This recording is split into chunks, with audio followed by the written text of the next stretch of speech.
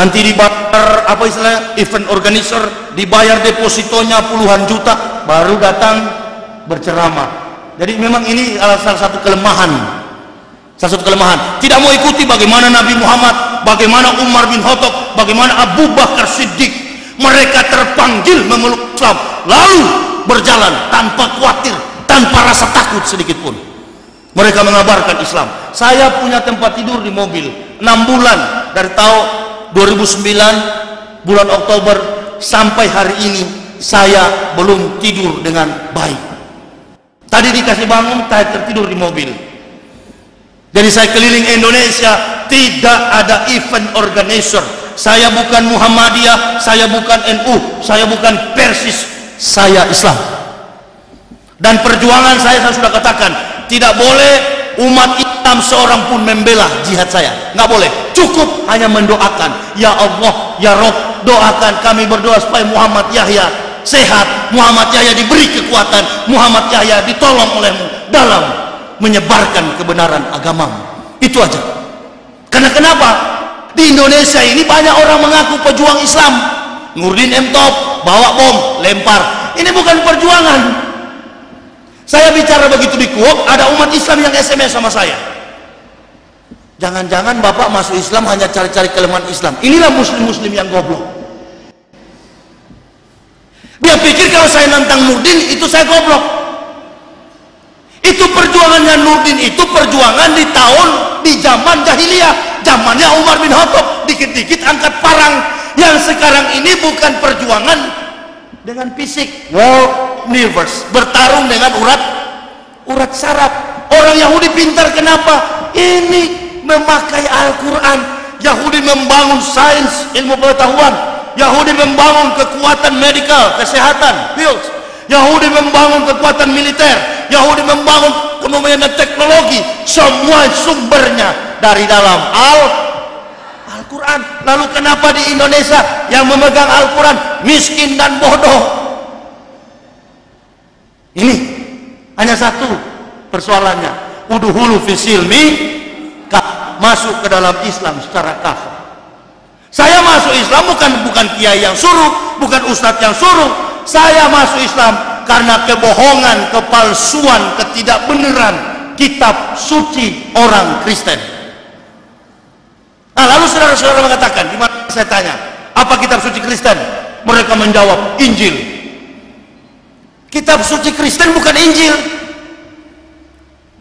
Injil itu, inilah Injil. Makanya ada imam-imam ketika memimpin sholat, mereka membacakan surat tentang Bani Israel. Mereka membacakan surat tentang perjalanan Fir'aun waktu Bani Israel ditindas selama 4.000 tahun di tanah Mesir.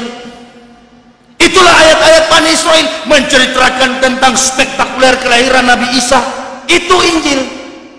Injil berisikan berita di dalam Al-Quran, difungsikan, diuntukkan, ditulis dalam Al-Quran supaya umat Islam tidak mengikuti kebiadaban sikap seperti biadabnya Bani Israel. Nah, kenapa Taurat ada di dalam Al-Quran? Taurat dalam Al-Quran mengingatkan bagaimana kekuatan Musa memimpin Bani biadab Israel. Zabur Daud menghibur semua umat yang beriman agar bertakwa kepada Allah Subhanahu wa taala. Jadi setiap peran kitab-kitab yang diturunkan mulai dari Taurat, Zabur, Injil Isa alaihissalam mempunyai relevansi yang kuat. Inilah namanya Al-Quran. Makanya disebut dengan rahmatan lil alamin. Tapi pada waktu Taurat turun, sifatnya khusus, nabinya khusus, Musa bagi umat Israel. Begitu Injil turun juga khusus bagi umat Israel. Dan Injil yang tertulis itu jelas sekali dalam kitab suci Kristen. Matius 15 ayat 24. Jawab Yesus, aku diutus hanya kepada domba-domba sesat dari Bani Israel. Jadi kehadiran Nabi Isa di tengah-tengah dunia bukan bagi orang Indonesia, apalagi orang Muara Bungo. Kehadiran Nabi Isa itu bagi Bani Israel yang biadab itu. Nah, saya mau kasih tahu pengakuan orang Yahudi Kebetulan saya pernah kuliah di Yahudi, jadi saya tahu. Saya pernah sekolah di Yahudi, S2 saya, Introduction Old Testament. Jadi saya belajar sana tentang perjanjian baru, perjanjian lama. Itu Yahudi punya pengakuan iman, bunyinya begini: Shema Yisrael, Yahweh Elohenu, Yahweh Ehad. Ini bahasa Yahudinya. Karena di Indonesia ini hanya 3 pendeta yang tahu bahasa Ibrani. 2 pendeta sudah mati sekarang di neraka, tinggal saya mati.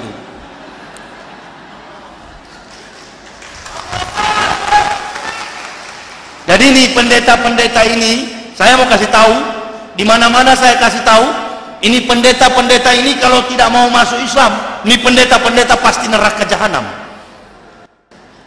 Yang mengatakan itu dalam buku saya, di dalam buku saya, apa yang pendeta-pendeta ceramahkan di gereja, dia pidatokan, semua omong kosong Paulus.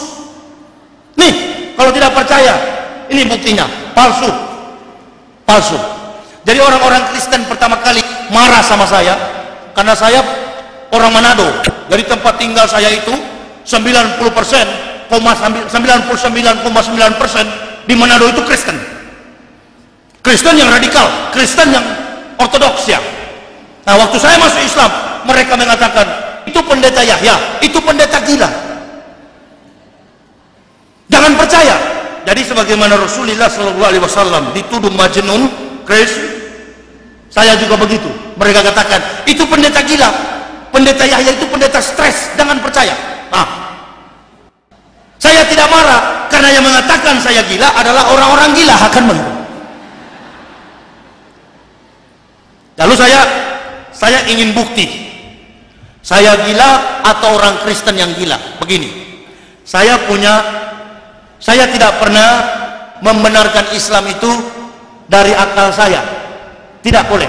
Islam itu harus dibenarkan secara historisasinya, kesejarahannya.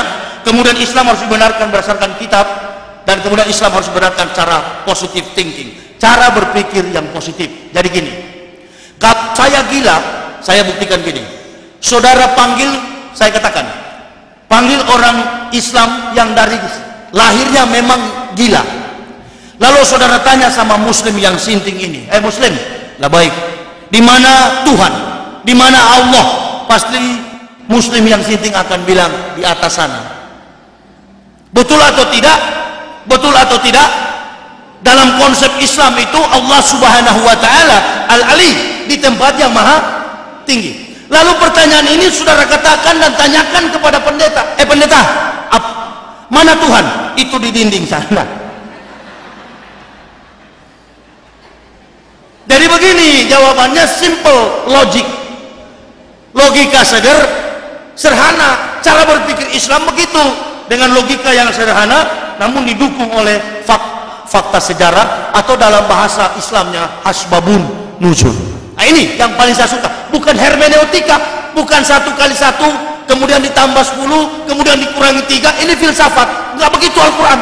Al-Quran bukan hermeneutik, Al-Quran adalah apokalipsis, wahyu, pernyataan yang diturunkan berdasarkan firman dari Allah Subhanahu wa Ta'ala. Itu makanya saya debat, saya bertarung dengan pendeta-pendeta, bukan di Indonesia saja, sampai ke dunia Eropa. The Truth of Islam According to Ex-Christian Priest, saya punya buku dalam bahasa Inggris. Itu pendeta-pendeta nggak saya pukul dalam argumen ini. Yang bule-bule itu masuk Islam. Kenapa? Karena mereka sulit meluruskan dengan logika. Nah sekarang saya tanya, si gila menunjuk ke atas, betul atau tidak? Pokoknya the king of king, bahwa Tuhan itu adalah raja di atas segala raja. Tuhan itu raja di atas segala raja, bukan yang ada di dinding. Ini menunjukkan bahwa saya balas di internet, di mana-mana saya katakan, lebih baik dituduh gila daripada hidup dalam kesesatan. Karena orang gila yang tadi belum tentu sesat, tetapi orang sesat yang pendeta tadi lebih daripada gila akan begitu. Masa Tuhan di dinding? Yang mana? Sebelah kanan? Bukan, yang sebelah di tengah-tengah yang begini. Ini betul-betul, ya memang lucu, memang lucu, memang lucu. Ini lucu, tapi ini kebenaran.